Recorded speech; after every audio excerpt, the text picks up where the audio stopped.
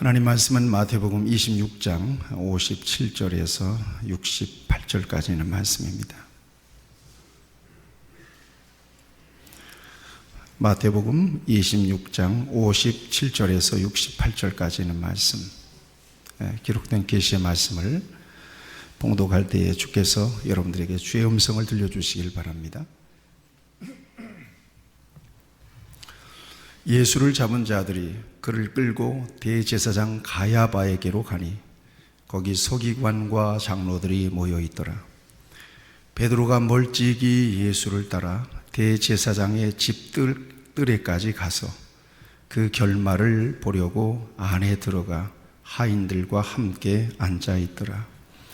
대제사장들과 온 공회가 예수를 죽이려고 그를 칠 거짓 증거를 찾으매 거짓 증인이 많이 나왔으나 얻지 못하더니 후에 두 사람이 와서 이르되 이 사람의 말이 내가 하나님의 성전을 헐고 사흘 동안에 지을 수 있다 하더라 하니 대제사장이 일어서서 예수께 묻되 아무 대답도 없느냐? 이 사람들이 너를 치는 증거가 어떠하냐 하되 예수께서 침묵하시거늘 대제사장이 이르되 내가 너로 살아계신 하나님께 맹세하게 하노니 네가 하나님의 아들 그리스도인지 우리에게 말하라. 예수께서 이르시되 네가 말하였느니라. 그러나 내가 너희에게 이르노니 이후에 인자가 권능의 우편에 앉아 있는 것과 하늘 구름을 타고 오는 것을 너희가 보리라 하시니 이에 대제사장이 자기 옷을 찢으며 이르되 그가 신성모독하는 말을 하였으니 어찌 더 증인을 요구하리요? 보라, 너희가 지금 이 신성모독하는 말을 들었도다. 너희 생각은 어떠하냐? 대답하여 이르되 그는 사형에 해당하니라 하고 이에 예수의 얼굴에 침 뱉으며 주먹으로 치고 어떤 사람은 손바닥으로 때리며 이르되 그리스도야 우리에게 선지자 노릇을 하라. 너를 친 자가 누구냐 하더라. 아멘. 오늘은 은혜 아니면이라는 제목으로 함께 저와 여러분들이 은혜를 나누기 원합니다. 은혜 아니면 같이 할까요? 은혜 아니면 설 수도 없고 살아갈 수도 없는 저와 여러분들입니다. 믿을 수도 없고 또 저는 여기에 설 수도 없습니다. 여러분 그렇게 동의하십니까? 그렇습니다. 우리 모두에게는 하나님의 은혜가 필요합니다. 예수 믿어서 구원받은 것은 하나님의 특별하신 은혜죠. 하나님께서는 그 같은 은혜만 우리에게 주신 것은 아닙니다. 이 세상을 살아가는 동안에 모든 필요를 채워주십니다. 우리의 심령 속에 주의 평안을 주십니다.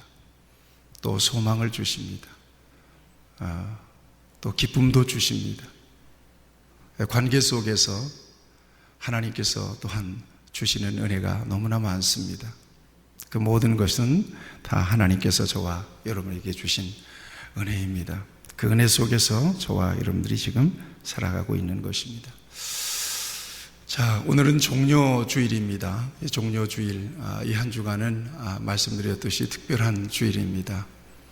예루살렘에 예수님께서 오르시고 그리고 한 주간 십자가를 지시는 그런 역사를 통해서 하나님의 구원의 역사를 완성하십니다. 시대를 초월해서 저와 여러분들이 그 같은 갈보리에서 십자가에 못 박혀 죽으신 예수 그리스도의 죽으심과 부활을 믿음으로써 구원을 받게 되었습니다. 시대를 초월해서 하나님은 이 같은 은혜를 저와 여러분들에게 주셨습니다. 이 한 주간 여러분들에게 특별한 주간이 되기를 바랍니다. 은혜 아니면 우리가 살 수 없다고 우리 입술로 고백하는데 오늘 진정으로 저와 여러분들이 필요한 은혜가 어떤 은혜인지를 이 말씀 속에서 함께 나누기를 원합니다. 인간의 본성이라고 하는 것은 쉽게 변하지 않는다라고 하는 것을 여러분들이 인정하실 것입니다. 물론 훈련을 통해서 특별히 믿음 안에서 삶이 개선되는 것은 틀림이 없습니다. 그렇지만 본성이 변했느냐, 진정으로 본성이 달라졌느냐, 여기에는 의문무호가 붙습니다. 여러분은 어떠십니까? 예수님 안에서 그 숱한 세월을 사시면서 여러분들의 본성이 정말 온전하게 변했다고 생각하시나요? 또 여러분들의 삶은 얼마나 달라졌다고 생각하시나요? 성경에 등장하는 인물 가운데서 예수를 제일 잘 믿었다, 온전한 그리스도인이라고 할 수 있는 사람이 바로 사도 바울일 것입니다. 그는 예수님을 만나고 난 뒤에 내가 그리스도와 함께 십자가에 못 박아 죽었다, 내 자아가 죽었다고 고백한 사람입니다. 그런즉 이제는 내가 사는 것이 아니라 내 안에 그리스도께서 사십니다, 그렇게 고백했던 사람입니다. 예수님 만나고 완전하게 변화된 사람, 그리고 인생의 방향도 인생의 목적도 완전히 그리스도께 정해져서 일생을 살았던 사람이고, 성경에 보면 영적인 침체가 전혀 없었던 사람이 바로 사도 바울입니다. 예수님을 만나고 그대로 전진만 했던 사람이 바로 사도 바울입니다. 좌로나 우로나 치우치지 않았습니다. 여러분, 사도 바울이 본성이 바뀌었을까요? 사도 바울은 그 본성이 정말 천사처럼 변했을까요? 예수님을 만나고 난 뒤에 특별히 사도 바울은 예수님을 특별하게 만났잖아요. 다메섹 도상에서 예수님의 음성을 들었습니다. 그리고 태양빛보다도 더 찬란한 빛을 보았습니다. 그렇게 뜨겁게 예수님을 만났던 사람이고 예수님과 충돌했던 사람입니다. 그런 엄청난 경험을 통해서, 체험을 통해서 예수님을 만났지만, 여러분, 그도 역시 그 본성이 변하지 않았다는 사실을 고백합니다. 로마서 7장을 보면 이렇게 그는 고백합니다. 21절 말씀, 그러므로 내가 한 법을 깨달았노니 곧 선을 행하기 원하는 나에게 악이 함께 있는 것이로다. 두 마음이 그 속에 있었던 것입니다. 내 속사람으로는 하나님의 법을 즐거워하되 내 지체에 속한 다른 법이 내 마음의 법과 싸워 내 지체 속에 있는 죄의 법으로 나를 사로잡는 것을 보는도다. 두 마음이 있었던 것입니다. 본성적으로 변하지 않았던 것입니다. 그도 굉장한 시험을 느꼈던 거예요. 굉장히 혼란스러운 순간도 있었던 것입니다. 오호라, 나는 곤고한 사람이로다. 이 사망의 몸에서 누가 나를 건져내랴. 무슨 얘기일까요? 여전히 세상에 속한 육신의 본성이 자신 안에 있다는 괴로운 고백이었습니다. 그래서 그는 신앙을 씨름으로 비유합니다. 그의 서신서를 보면 신앙을 싸움으로 비유합니다. 신앙을 경주, 달리기로 비유합니다. 에베소서 6장 12절에 보면 우리의 씨름은 혈과 육을 상대하는 것이 아니다. 씨름 해보셨나요? 저는 해봤습니다. 초등학교 때는 씨름 선수였습니다. 등치가 크니까 신학교 때도 과대표로 나가서 씨름하라는 거예요. 그래서 씨름을 했습니다. 삿발을 잡아봤습니다. 여러분, 씨름 선수 삿바 딱 메고 딱 잡잖아요. 어마어마한 긴장과 힘이 들어갑니다. 풀 수가 없어요. 푸는 순간 휘가닥 넘어가기 때문에 집중하지 않으면 안 되는 게 씨름 경기입니다. 그 다음에 고린도전서 9장 24절, 운동장에서 다름질하는 자들이 다 달릴지라도 오직 상을 얻는 사람은 한 사람뿐이다. 너희들로 상 얻기 위하여 다름질하라. 달리기, 이것도 그냥 놀면서 달리기 하는 거 아닙니다. 상을 얻기 위하여 달리는 사람은 지체하지 않습니다. 여유 부리지 않습니다. 좌로나 우로나 치우치지 않습니다. 끊임없이 달리는 것입니다. 이게 바로 신앙이라는 것입니다. 신앙은 씨름과 같다. 신앙은 달리기와 같다.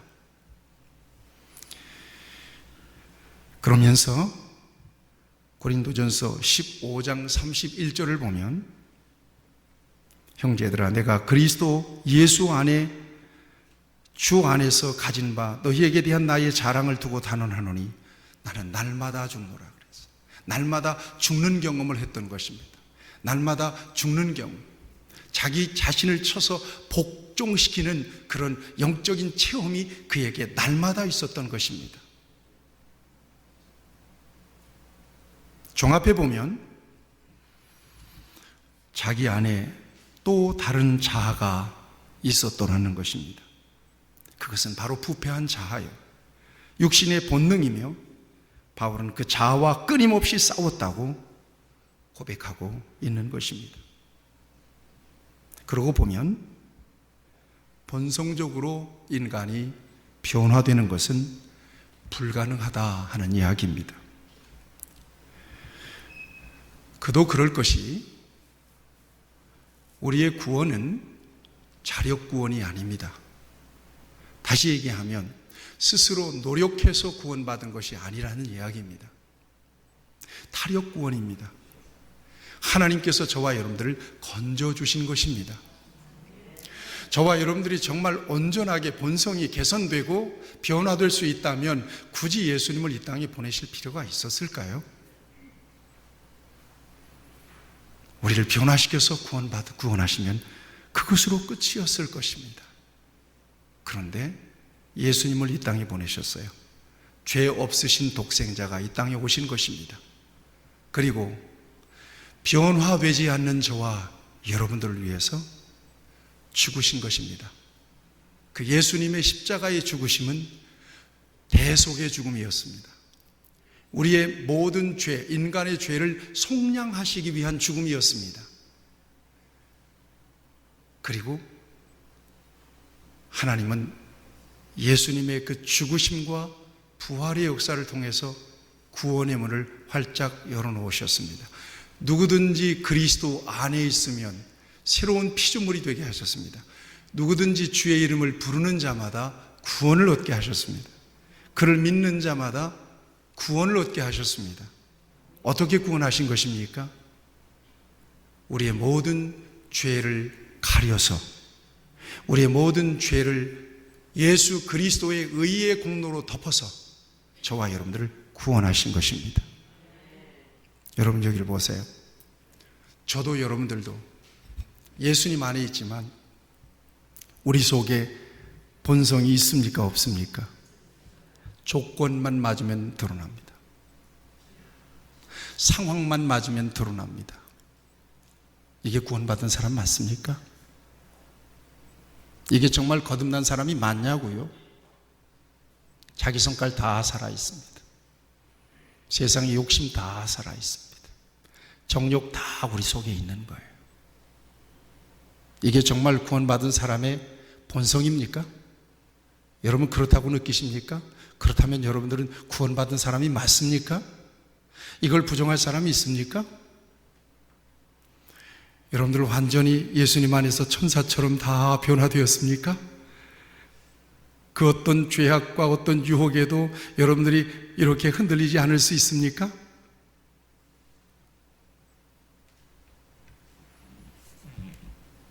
여러분, 저와 여러분들의 구원은 내 의나 내 공로에 의해서 구원받은 것이 아님을 여러분들이 인정하셔야 될 것입니다. 예수 그리스도를 나의 주, 나의 하나님으로 고백하는 그 순간, 그것 또한 성령의 감화하심으로 인하여 예수 그리스도의 십자가의 공로가 내게 영향을 주어서 내가 의롭게 된 것입니다. 아니죠. 의롭다고, 정확하게 말하면 의롭다고 여겨주신 것입니다. 너 예수님 믿니? 알았어. 너 내가 의롭다고 여겨줄게. 이게 바로 저와 여러분들의 존재예요. 내가 봐줄게. 너 예수님 믿니? 내가 봐줄게. 죄가 있음에도 불구하고, 변화되지 않았음에도 불구하고 순전히 예수 그리스도의 공로로 봐줄게. 그래서 예수님을 믿는 하나님의 자녀들은 예수 그리스도의 의의 보자기가 씌워져 있는 거예요. 예수 그리스도의 피 묻은 의의 보자기가 씌워져 있는 것입니다. 주님이 나를 바라보실 때, 그리스도 안에 있는 나를 바라보실 때, 나의 부패한 옛사람, 나의 부패한 속사람을 보지 않아요. 내가 믿는 주 예수 그리스도의 피의 공로로 가려진 나 자신을 바라보시는 것입니다. 그래서 나를 구원하시는 것입니다. 사랑하는 여러분, 오늘 본문 속에서 저와 여러분들은 변화되지 못한 두 종류의 사람을 특별히 주목할 필요가 있다고 생각합니다. 지금 예수님께서 겟세마니 동산에서 잡혔습니다. 그럼 그 다음에 가야바, 대제사장 가야바의 뜰에 있습니다. 결박당한 채로.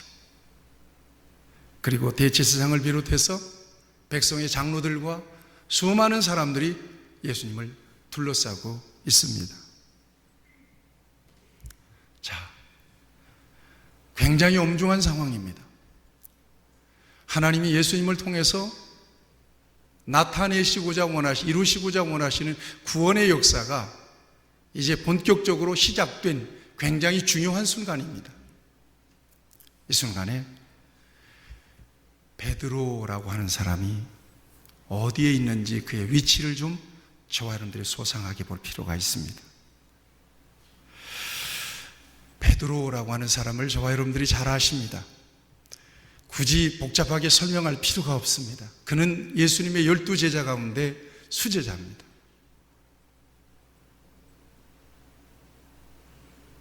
가이사라 빌립보 지방에서 12제자를 대표해서 신앙 고백을 했던 사람입니다.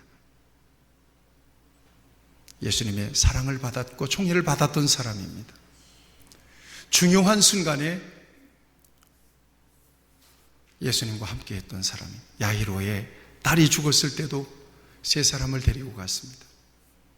변화산에 오르실 때도 베드로는 변화산에 예수님을 따라갔습니다.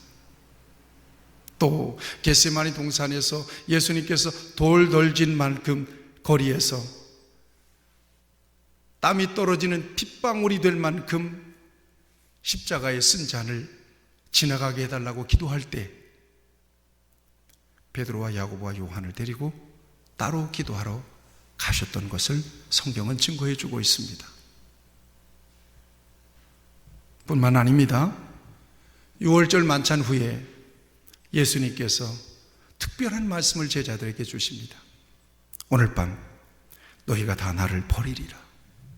그 기분 좋은 순간에 이때에 베드로가 호언장담을 합니다. 다 주를 버릴지라도 나는 주를 버리지 않겠습니다.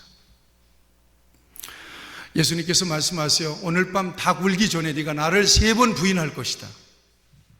이럴 때 베드로가 뭐라고 주님 앞에서 큰 소리를 칩니까?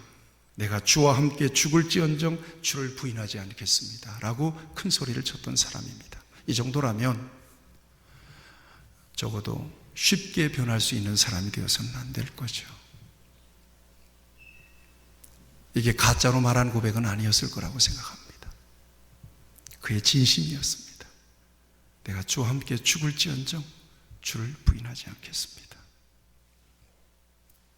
그런데 예수님이 지금 가야바의 뜰에서 잡혀와 수치와 모욕을 당하는 순간에 제자들은 이미 도망을 쳤고 베드로는 지금 어디에 있습니까?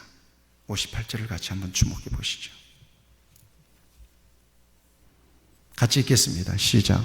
베드로가 멀찍이 예수를 따라 대제사장의 집 뜰에까지 가서 그 결말을 보려고 그 안에 들어가 하인들과 함께 앉아 있더라 그랬습니다.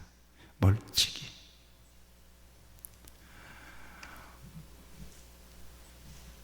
복음서 기자들은 이 엄중한 순간에 정말 믿음이 발휘돼야 되고 그의 평소의 고백대로 그가 용기 있게 주님 앞에 나서야 되는 순간에 베드로의 위치에 대해서 정확하게 중계해 주고 있습니다. 마가복음에 의하면 아랫사람과 함께 불을 쬐고 있었습니다. 예수님은 지금 어디 계시다고요? 예수님은 지금 수치와 모욕을 다 당하고 있는 그 순간에 불을 쬐고 있었습니다. 이게 변화된 사람 맞습니까? 이게 주는 그리스도시요 살아계신 하나님입니다 라고 고백했던 사람의 자세가 맞겠습니까? 주와 함께 죽을지언정 나는 주를 버리지 않겠습니다 라고 고백했던 사람 맞습니까? 요한복음에 의하면 문 밖에 서 있는지라 그랬습니다. 아예 요한복음은 문 밖에 서 있었다 그랬습니다. 예수님이 근처에 오지 않았다는 것입니다. 해를 당할 것을 두려워해서 주님과 거리를 둔 것입니다. 주님과 거리를 둔 것입니다. 거리 두기를 한 것입니다. 주님과 거리 두기를 한 것입니다. 일신상에 해가 올까 봐서. 여러분 가운데 누가 생각나지는 않습니까? 분명한 신앙 고백이 있습니다. 은혜도 받았습니다. 수도 없이 고백했습니다. 찬송 부를 때는 주와 함께 자기를 부인하고 십자가를 지겠다고 고백을 했습니다. 뜨거운 감격이 있을 때는 일어서서 하나님 앞에 오직 주님만 따르겠습니다라고 선포하며 하나님 앞에 나의 신앙을 고백했었습니다. 눈물을 흘리며 하나님 앞에 기도하면서 나의 신앙을 고백한 순간도 있었습니다. 그런데 일신상의 손해가 오는 순간, 위협이 오는 순간, 언제 그랬냐는 듯이 주님과 거리 두기를 했던 사람이 이 베드로 외에 또 누군가가 있을 것입니다.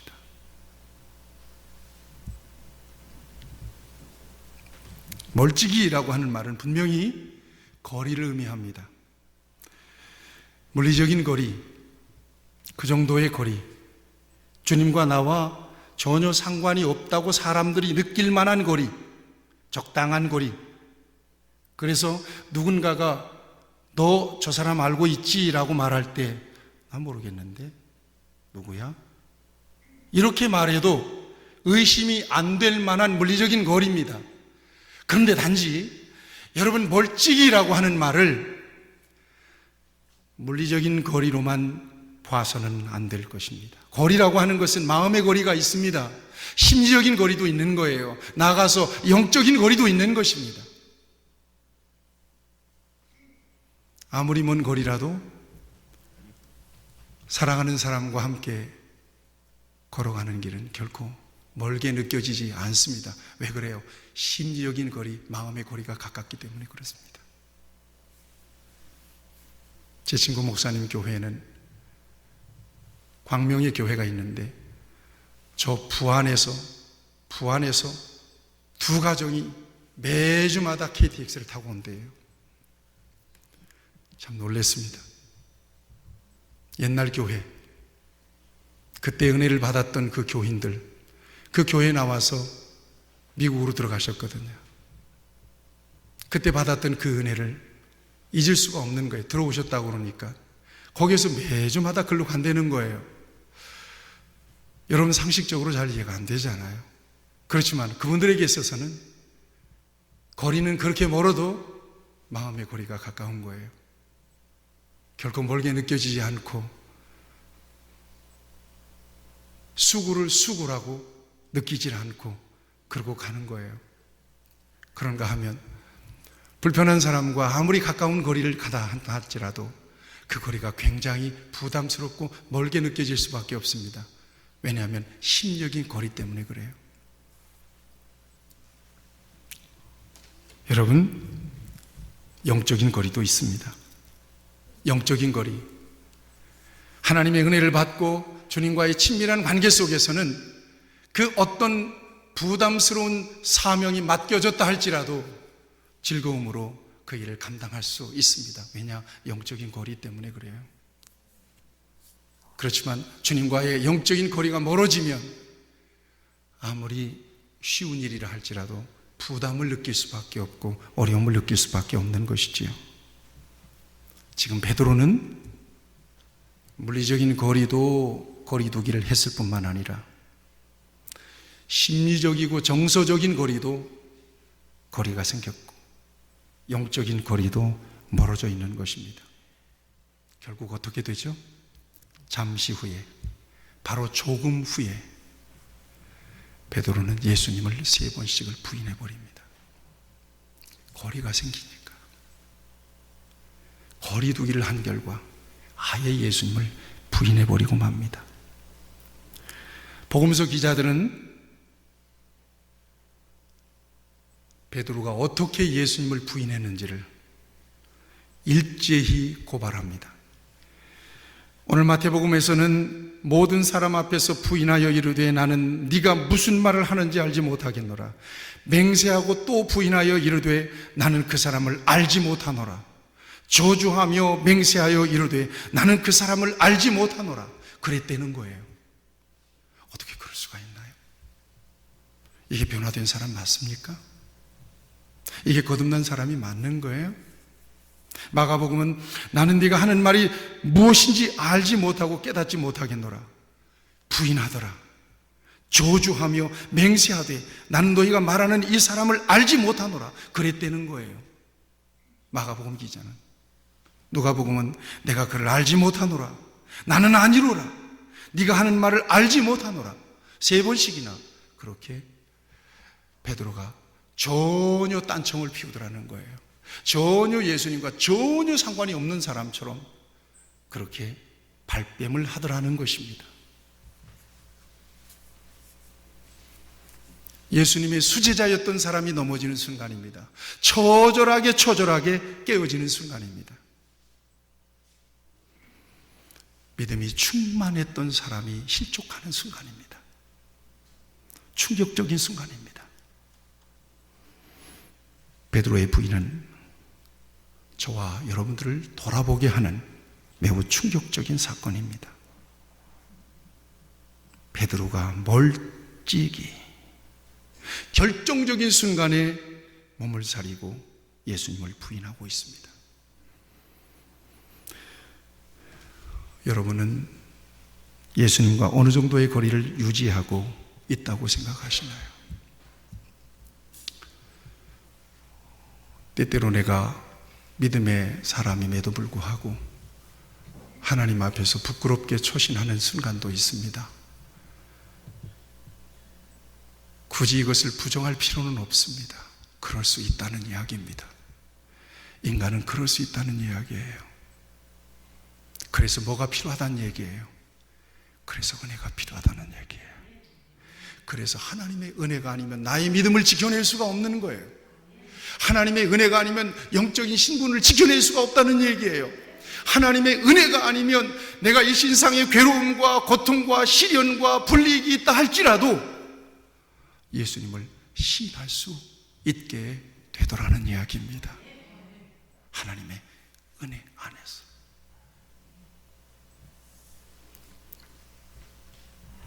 여러분, 다시 묻습니다. 위대한 신앙 고백을 했다고 진정 사람은 그 본성이 변화될 수 있을 것인가? 여러분이 이 질문 앞에서 끊임없이 뭐만 생각해야 되는고 하면 은혜만 생각해야 돼요. 그래, 맞지. 그래서 내게 은혜가 필요하지. 이 생각을 해야 합니다. 두 번째 사람들을 보겠습니다. 그게 바로 군중들입니다. 59절을 같이 한번 볼까요? 59절 말씀. 예수님을 잡아놓고 대제사장이 예수를 죽이려고 그를 칠 거짓 증거를 찾습니다. 뭔가 증거가 있어야죠. 그래야 예수님을 죽이죠. 죽이려고 예수님을 잡았기 때문에 거짓 증언자들을 찾는 거예요. 이럴 때 예수님을 죽이겠다고, 저 사람이 죽을 짓을 했다고 거짓 증거자로 나선 사람이 한둘이 아닙니다. 60절을 같이 한번 주목해 보세요. 거짓 증인이 한두 명 나왔나요? 많이 나왔다는 거예요. 결정적인 순간에 늑대로 달라졌습니다. 야수로 돌변해 버리고 말았습니다. 많이 나왔다는 거예요. 이 말 저 말 예수님을 고발하기 시작합니다. 그러나 채택이 안 됐어요. 그런데 결정적으로 두 사람이 예수님이 하셨던 말씀을 들어서 예수님을 고발합니다. 저 사람이 말이에요, 이 성전, 헤롯 성전입니다. 헤롯 성전을 헐고 사흘 만에 다시 짓는다고 했답니다. 여러분, 이것은 여러분들이 자세히 살펴보세요. 이것은 팩트가 아니거든요. 그런데 이게 채택이 됩니다. 성전을 헐라고 했다고? 여러분, 유대인들에게 있어서 이 성전이라고 하는 것은 하나님의 집입니다. 거룩한 처소이기 때문에 생명과도 같은 공간입니다. 단순한 건물이 아니에요. 여기에서 분개하기 시작합니다. 성전을 허문다고 했다고? 사흘 만에 자기가 허물고 짓는다고 했다고? 이게 걸린 겁니다. 예수님께 대제사장이 묻습니다. 이 사람 말이 사실이냐고, 네가 정말 그런 말을 했느냐고 예수님께 묻습니다. 그러자 예수님이 대답하셨습니까? 대답 안 하셨습니까? 대답하지 않으십니다. 침묵합니다. 왜 그러셨을까요? 대답할 가치가 없는 거예요. 여러분, 우리가 아는 대로 이 성전을 허물라, 그리하면 내가 사흘 만에 다시 세우리라. 이것은 무엇을 의미하는 것이었습니까? 예수님이 십자가에 죽으시고 사흘 만에 부활하신다는 메시지가 그 속에 담겨져 있었던 것입니다. 여러분, 이것을 저와 여러분들이 고백하잖아요. 위대한 발견입니다. 위대한 깨달음입니다. 그런데 유대인들은 성전을 허문다고 했다는 말만 딱 기억하고 예수님을 공격하고 있는 것입니다. 똑같은 말이라도 영적인 깨달음이 없으면 똑같은 말이라도 그것이 시험이 되기도 하고 그것이 죄를 범할 수 있는 공격의 재료가 되기도 합니다. 그러자 대제사장이 또 예수님께 묻습니다. 내가 묻는다. 맹세하고 대답해라. 맹세. 유대인들은 맹세 안 하거든요. 그런데 맹세를 시키면서 대답합니다. 네가 하나님의 아들 그리스도인지 우리에게 말하라. 63절에 말씀합니다. 하나님의 아들 그리스도냐? 말하라는 거예요. 이때 예수님이 대답하십니다. 네가 말하였도다. 네가 말하였도다. 여기에서는 예수님이 침묵할 수가 없는 거예요. 여러분께 묻습니다. 예수님이 그리스도가 맞습니까? 아멘. 이것은 굉장히 중요한 고백입니다. 이것은 크리스토스라고 하는 말이지만 구약 성경에 의하면 네가 하나님이 보낸 메시아냐? 유대인들이 메시아에 대한 엄청난 갈망이 있었잖아요. 억압 속에서 메시아가 와서 우리를 구원한다. 메시아가 와서 우리를 해방시키신다.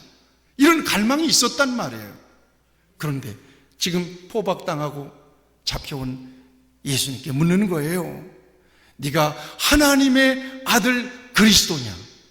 메시아냐라고 묻는 거예요. 그렇게 묻는 대제사장의 마음속에는 하나님의 아들 메시아라고 하는 사실에 대한 그 어떤 믿음도 전제되지 않은 거예요. 그냥 유대인의 죄를 짓고 잡혀가 있는 한 사람에 불과한 것입니다.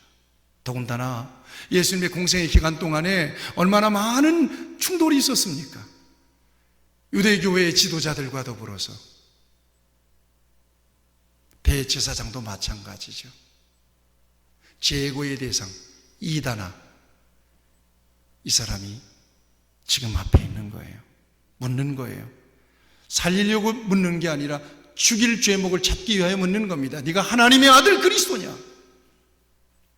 그랬음에도 불구하고 예수님은 대답하십니다. 이건 굉장히 중요한 대답이기 때문에 그렇습니다. 네가 말하였도다. 여기까지만도 그들은 충격을 받았을 텐데 덧붙입니다. 내가 구름을 타고 다시 오는 것을. 하나님의 우편에 앉아있는 것을, 구름을 타고 다시 오는 것을 너희가 볼 것이다. 뒤집어졌습니다. 이제는 더 이상 증인을 찾을 필요도 없어. 당장의 대제사장이 옷을 찢기 시작합니다. 옷을 찢는다는 것은 분할 때 찢는 거고요, 또 하나는 자복하고 회개할 때 찢거든요. 이때는 분노가 넘쳐서 옷을 찢습니다.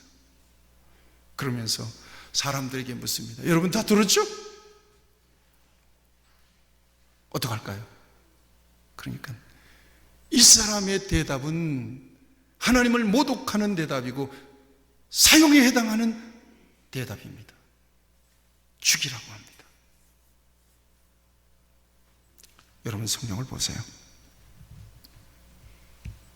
66절 같이 한번 보겠습니다. 너희 생각은 어떠하냐? 대답하여 이르되 그는 사형에 해당하니라. 누가 이렇게 대답했다고요? 당시에 둘러친 수많은 군중들입니다. 이 사람들이 예수님을 죽이라고, 사형시키라고 얘기하고 있는 것입니다. 그러자 본격적인 예수님의 수치와 모욕적인 역사가 시작이 됩니다. 예수님의 얼굴에 침을 뱉기 시작하고 예수님 주먹으로 때리고 뺨을 칩니다. 그리고 조롱합니다. 네가 선지자라면 내 이름 알아맞혀봐. 네 얼굴 친자가 누군지 알아맞혀봐. 그러면서 예수님을 조롱하기 시작합니다. 안타까운 순간입니다. 그리고는 빌라도 법정에 끌고 가서 예수님을 정죄하고 십자가에 못 박아 죽이는 것입니다. 여러분, 이렇게 예수님을 성난 이리처럼 야수처럼 달려들어서 죽이라고 아우성쳤던 사람들은 어떤 사람들이었습니까 도대체? 소위 은혜 받았던 사람들입니다. 이 사람들이 누구였는지를 아십니까? 예루살렘에 오를 때 종려나무 가지를 흔들면서 뭐라고 했죠? 호산나를 외쳤던 사람들입니다. 여러분, 지금 베드로의 모습을 통해서든 이 사람들의 모습을 통해서든 지금 은혜 받았다고 하는 사람들이 진정으로 본성적으로 변화되었을까라고 하는 것에 대한 질문을 던져놓고 이 장면을 보고 있다는 것을 놓치지 마셔야 할 것입니다. 그리고 베드로였던 이 군중들이었던 이것을 상대화시키면 안 될 것입니다. 바로 그 모습이 우리 안에 있다는 그런 전제를 가지고 이 말씀을 볼 수 있어야 될 것입니다. 누구도 큰 소리 칠 수가 없습니다. 누구도 의로운 채 할 수가 없습니다. 다 이렇게 무너질 수 있더라는 것입니다. 도대체 예수님을 죽이라고 아우성쳤던 사람, 사형시키라고 아우성쳤던 사람들은 누구였습니까? 벳세다 광야에서 떡을 먹었던 사람들입니다. 예수님의 말씀을 들었던 사람들입니다. 예수님을 늘 따라다녔던 사람들입니다. 기적을 보았던 사람들입니다. 그 중에는 병고침을 받았던 사람도 있을 것입니다. 이것을 은혜로 말한다면 그 한 번의 은혜가 그들을 완전히 전인적으로 바꿨느냐는 것입니다. 그들의 본성을 바꿨느냐는 것입니다. 하나도 안 바꿨습니다. 하나도 안 바뀐 것입니다. 인간적으로도 그러면 안 되잖아요. 신앙을 다 빼놓고 인간적으로라도 저분이 나를 고쳐주셨는데, 저분이 내 친족을 고쳐주셨는데, 저분은 놀라운 기적을 통해서 내게 오병이어 떡을 주셨던 분인데 저분의 말이 틀린 말이 없는데, 나 저분의 말을 들을 때 내 가슴이 뜨거웠었는데, 인간적으로라도 이 같은 은혜를 입은 사람이라면 그렇게 배은망덕해서는 안 되겠지요. 그렇지만 여기에 나타나서 예수님을 고발하고 예수님을 죽이라고 했던 사람들이 누구냐? 그런 은혜를 받았던 장본인들이었다는 사실입니다. 다른 사람들이 아니었다는 것입니다. 한 번 은혜 받았다고 진정 사람은 그 본성이 변화될 수 있느냐? 여러분 여기를 보세요. 여러분 참 귀한데 많이 여러분들 변화되셨지요? 예수님 만나고. 자신 없으신가요? 자꾸 변화 안 됐다고 그러니까 자신이 없으신가 보네요. 예수님 만나서 그 정도인데 예수님 안 만나셨더라면 누군가 나에게 목사님은 예수님 만나고 얼마나 변하셨습니까? 그냥 이만큼 변한 겁니다. 이만큼 변했어요. 그렇지만 또 다시 돌변할 수도 있습니다. 그래서 저에게 은혜가 필요한 것입니다.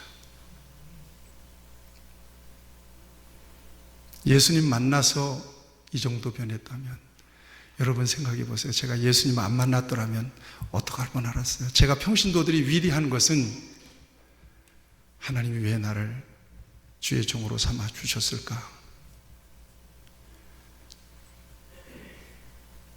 평신도로 세상 생활하면서 여러분들처럼 하나님을 섬겼더라면 저는 여러분들보다 많이 못하게 섬겼을 것입니다.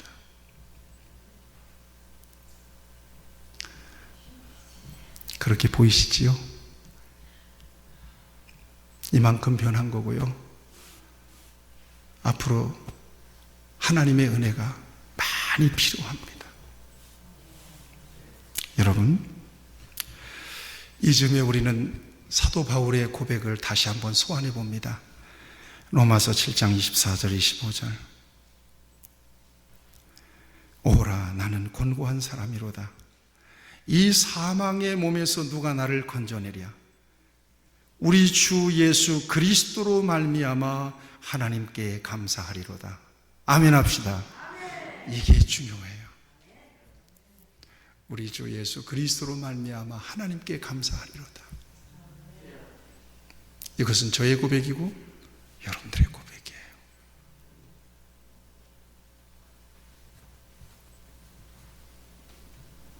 예수님 안에서 또 여러 직분을 받았다고 여러분들이 이렇게 거룩한 척 하더라도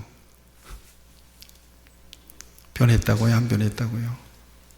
속은 그냥 그대로 있다는 거죠. 그저 하나님의 은혜로 나를 이렇게 덮고 계시니까 이 모습으로 여러분 앞에 선 것이고요. 하나님의 은혜로 이렇게 덮고 계시니까 늘 아침에 일어나면 하나님께 감사하고 새벽에 일어나서 하나님 앞에 나와 기도하는 거예요.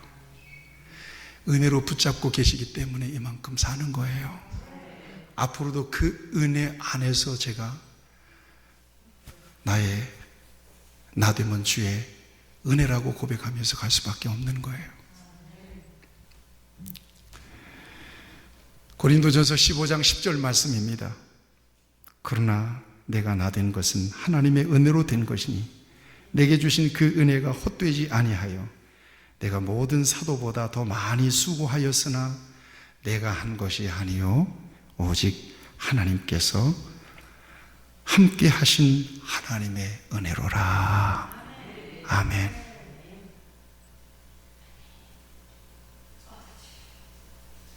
하나님의 은혜로 여러분들을 지금도 붙잡고 계심을 믿으시기를 축복합니다. 여러분, 오늘 여러분에게 예수님에 대한 신앙 고백이 있으십니까? 구원의 확신이 있으십니까? 여전히 그 믿음이 변치 않고 있으십니까? 그렇다면 그것은 하나님의 은혜입니다. 다른 게 없습니다. 내가 내 믿음을 지켜봐야지. 안 그래요. 찝찝거리는 사람이 많아요. 그 거룩한 마음을 지켜낸다는 게 굉장히 어렵습니다.